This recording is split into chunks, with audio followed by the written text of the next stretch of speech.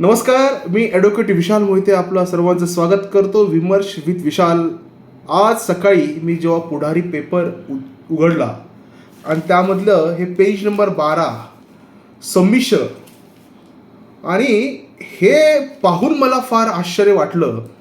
कारण की जी हेडलाईन होती या बातमीची, फुटीरवादी PFIचे आखाती देशामध्ये 13,000 सक्रिय सदस्य.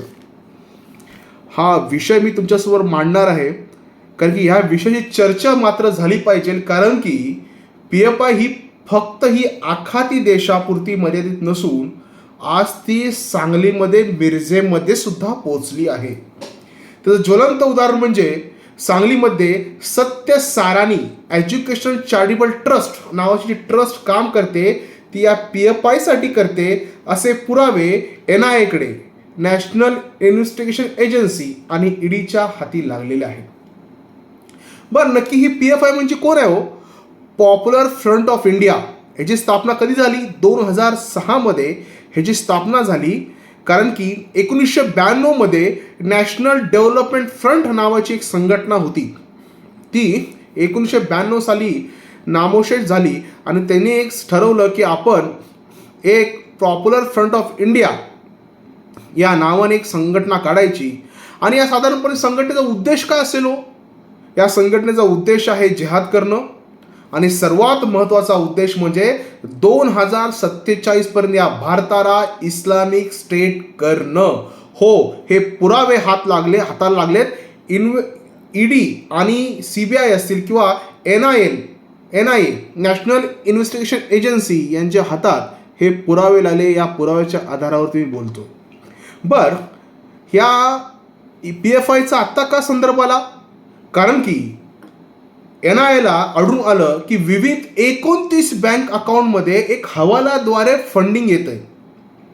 आणि हे फंडिंग कसं होत आहे? कारण की या भारत देशामध्ये ही बाहेरून ऑपरेट करण्यासाठी ह्यांनी एक जाळं विणलं आहे.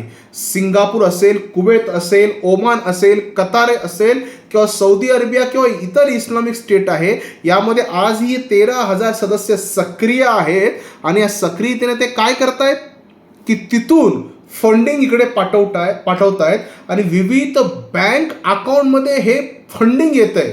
आणि साधारणपणे 29 बँक अकाउंट ही स्ट्रेस केली, ही ह्यामध्ये सुद्धा बातमी आहे. कारण की PFIला 28 सप्टेंबर 2022 रोजी Indian ministry of home affair यांनी बंदी घातली. Under unlawfully activities prevention act खाली ही बंदी घातली. आणि तेव्हापासून ही संस्था इथे कार्य करत नाही, पण बाहेर कुठेतरी कार्य करते आणि ते फंडिंग इथे पाठवलं जातं. असा सुगावा जेव्हा ईडीला लागला, कोट्यावधी रुपये हवालाच्या माध्यमातून भारतातील दहशतवाद्यापर्यंत. ही पुढारीची बातमी आहे, माझी नाही आहे. कारण की आपल्या हिंदूवादी लोकांना, हिंदू असलेल्या लोकांना असं सांगितलं तर त्यांना वाटतं चला काहीतरी बोलताय. पण आजच्या पेपरची बातमी तुमच्यासाठी मुद्दाम घेऊन आलोय. रविवार 20 ऑक्टोबर 2024 सांगली पुढारीचा संमिश्र पेज नंबर 12 ही बातमी आहे. बर, ह्यांनी काय केलंय?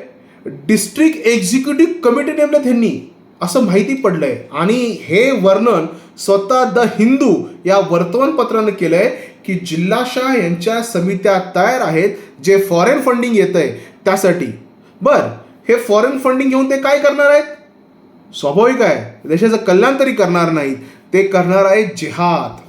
कसला जिहाद? लव जिहाद असेल, थूक जिहाद असेल, जमीन जिहाद असेल, यासाठी लागणार टोटल फंडिंग हे फंडिंग करणार आहेत. आणि या फंडिंग करण्यासाठी हवालाच्या माध्यमातून हा सगळा पैसा येतोय. बरं, हे करणार कोण आहे? तर त्यांनी सिक्रेट एजंट डेव्हलप केलेत, आपले स्लीपर सेल डेव्हलप केलेत आणि त्यांच्यासाठी ट्रेनिंगची व्यवस्था केलेली आहे. आणि हे ट्रेनिंग, ते कराटेचं ट्रेनिंग असेल, बॉम्ब ब्लास्टचं ट्रेनिंग असेल, बॉम्ब बनवायचं ट्रेनिंग असेल, अशा विविध स्वरूपाचं ट्रेनिंग त्यांनी द्यायला सुरुवात केलेली आहे. आणि ह्याचे क्लासेस, बरं का, ह्याचे क्लासेस आहेत आणि ह्याच्याही क्लासेसला वेगळं काहीतरी नाव द्यायचं आणि त्याच्या अंतर्गत हे सगळे क्लासेस, हे ट्रेनिंग क्लासेस चालू आहेत. कदाचित तुम्हाला वाटेल की हे क्लासचं नाव वेगळं आहे, जसं लक्ष्मी टायर्स नाव, कराडमध्ये एक जण आहे लक्ष्मी टायर्स, पण जेव्हा स्कॅन केलं तेव्हा वेगळंच नाव कुठलं तरी त्या विशिष्ट धर्माचं येतं. अशा प्रकारे क्लासेसचं नाव वेगळं असेल, पण आतमध्ये चालणारे कृत्य नृत्य आणि त्यांना अशा स्वरूपाचं शिक्षण दिलं जातं. डमी ओनर क्लासेसचे तयार केले, डमी ओनर, स्वतःच्या नावाने यांचं काही नाही.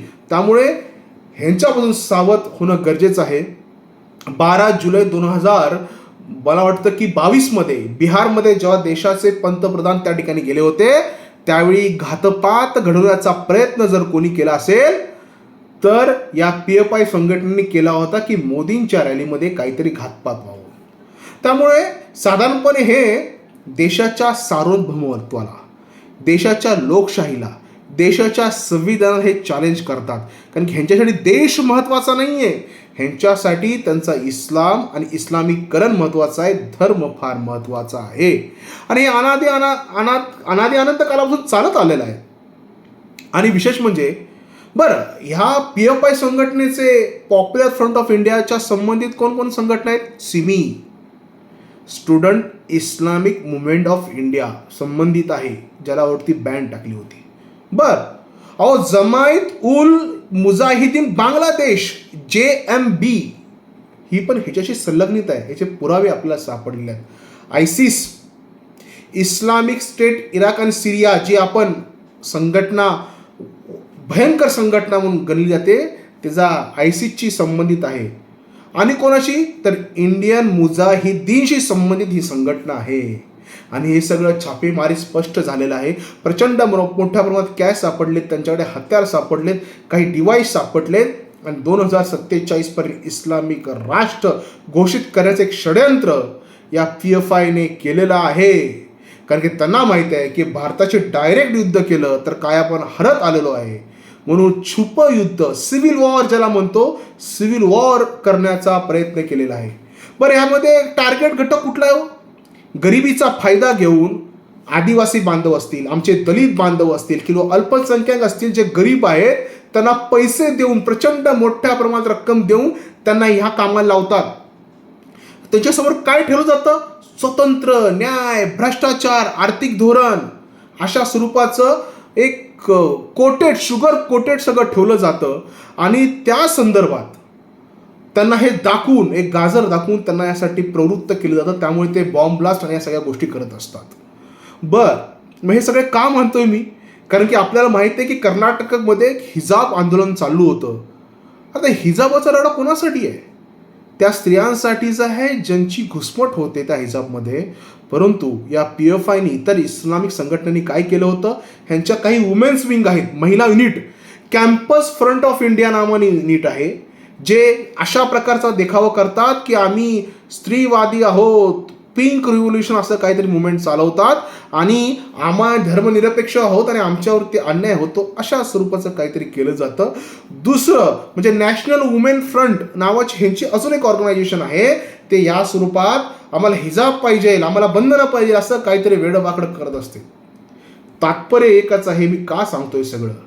कारण की तात्पर्य एक आहे की आपल्या या राष्ट्राला घेरण्यासाठी, या भारत देशाला घेरण्यासाठी किती विदेशी ताकद आहे, ते काम करत आहेत. पण त्याचबरोबर आपल्या भारत देशामध्ये असलेला काँग्रेस पक्ष यांची मदत घेतो. वायनाडमध्ये जेव्हा राहुल गांधींना जिंकून आणायचं होतं, त्याच वायनाडमध्ये बरं का, ज्या ठिकाणी आपल्या गोमातेची कत्तल केली होती, त्या वायनाडमध्ये जेव्हा राहुल गांधींना जिंकून आणण्याचा विषय झाला, त्यावेळी राहुल गांधींनी आणि काँग्रेस पक्षाने याच PFIची मदत घेतली होती किंवा त्यांच्या संलग्नित असलेल्या त्या पॉलिटिकल पार्टीची मदत घेतली होती, अशा स्वरूपाचे डॉक्युमेंट रेकॉर्डवरती आहेत. सांगायचा उद्देश एक आहे की भारतीयांनो, हिंदूंनो, भारतीयांनो किंवा या भूमिपुत्रांनो किंवा मायभूमीच्या रक्षकांना तुम्ही जागं झालं पाहिजे. आगामी लढा हा फार महत्त्वाचा आहे. हा लढा फक्त आपल्या स्वतःसाठी नाही आहे आणि स्वार्थासाठी नाही आहे, तर येणारं मतदान हे आपण जाणीवपूर्वक केलं पाहिजे. आपण कोणाला मत करतो? आपलं एक मत अप्रत्यक्षरित्या हे PFIला तरी मतदान करण्यासारखं नाही का? किंवा आपलं एक मतदान PFIला बळ देणारं नाही का? याचा सारासार आपण विचार करावा आणि आपण मतदान करावं. आपलं एक मत हे देशासाठी पाहिजे, एक मत हे हिंदुत्वासाठी पाहिजे, एक मत या भारतासाठी पाहिजे, एक मत इथल्या संस्कृतीसाठी पाहिजे. त्यामुळे आपण जागरूक राहून, सजग राहून मतदान करावं, एवढी मी विनंती करण्यासाठी हा व्हिडिओ बनवलेला आहे. धन्यवाद.